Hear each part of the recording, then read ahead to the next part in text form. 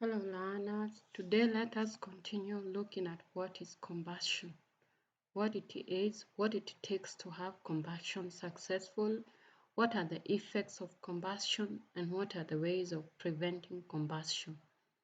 Combustion is a chemical process in which substances react with oxygen, produce energy, and this energy is in the form of light or heat. Substances that burn easily or can catch fire easily are what we refer to as combustible substances. Examples include petrol, coal, liquid petroleum gas, what we use as gas for cooking, wood, clothes, and paper, among others. What are the types of combustion? The types of combustion can be categorized into two on the basis of the speed at which combustion occurs.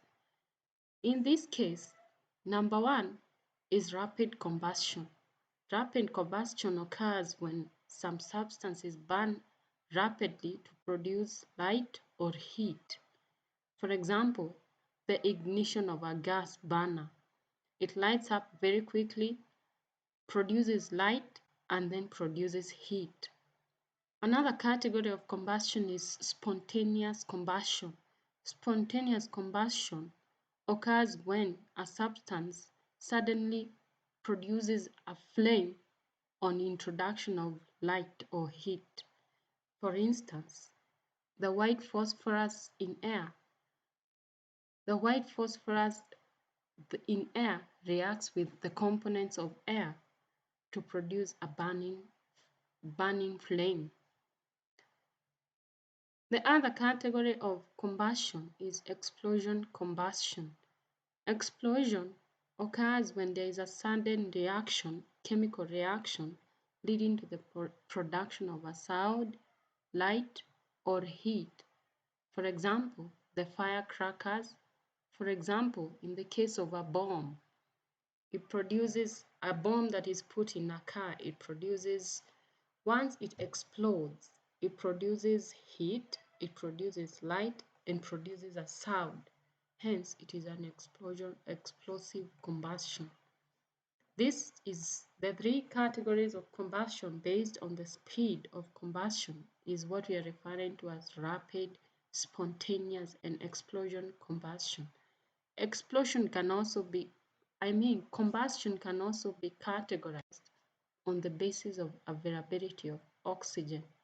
In this case, it could be complete or incomplete combustion. Complete combustion occurs when a reaction takes place, a chemical reaction takes place in total availability of oxygen. Incomplete combustion occurs when a reaction takes place when there is not enough oxygen. For instance, in the case of complete combustion, is the combustion of carbon dioxide. And in the case of incomplete combustion, is the combustion of carbon monoxide. Once combustion of carbon monoxide occurs, then what is produced is not oxygen, rather it's another product that is not oxygen, as the amount of oxygen available for combustion is not there. What are the causes of combustion? Combustion will only take place when there are three elements available. Number one is the presence of oxygen. Number two is a fuel. And number three is the presence of heat. Usually, when a substance has low ignition temperature, it produces heat. This occurs in several ways, but there must be the presence of oxygen, that is air, and moisture, that is water. One of the processes in which it occurs is through oxidation. The heat, if it is not able to escape and the temperature of the material is forced to rise, it rises beyond a point of its ignition temperature. It is from at this point where combustion begins, and if the oxygen is sufficient or is present enough quantities, then a flame is produced. Therefore, the three elements required to produce a combustible flame are oxygen, heat, and fuel for a chemical reaction to occur. What are the effects of combustion? What does combustion result to? Number one, it can result to smoke or noise, which in some cases can cause irritation or allergies, or in some cases disturbances, especially if it is an explosive combustion. It can also lead to the damage of property. It can injure lots of people, and in extreme cases, it can cause death.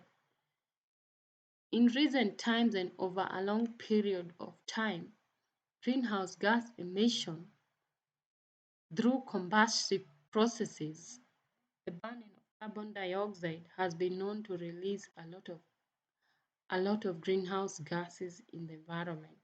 And these are what is contributing to global warming and climate change. When you look at this representation, I've shown the ways in which fires can or combustion can be extreme. The blue portion represents the amount of fires that have occurred in various areas, for instance, residential, storage, businesses, manufacturing companies, special properties, assemblies, or other properties in which fire has occurred. The blue portion shows the occurrence of fires between 2005 and 2009, and the yellow portion shows the extent of damage the fires have caused. By looking at the picture, you will know that even if combustion is necessary, at times when we are looking for energy or when we are burning coal and when we are using gas for cooking, it can be at extreme, it can be very lethal. It can cause damage of property and what we have said, even in extreme cases, death. How do we prevent combustion? Combustion, as we have seen the causes and the effects, can be prevented in several ways. For instance, spontaneous heating in agricultural products can be prevented by control of moisture. How do we control the moisture? By ensuring that there is proper drying and sufficient air supply to limit heating for these agricultural products. The temperature, therefore, for agricultural products should be checked or monitored on regular basis. Another case that can cause combustion is what we have referred to as oily rags through spontaneous introduction of fires. These oily rags could have absorbed turpentine and linseed oil. They should be kept in well-covered containers, or they should be thoroughly dried prior to transport so that they can not lead to the introduction of combustion. The use of bombs or other aspects that can lead to explosive combustion should also be prevented. Thank you.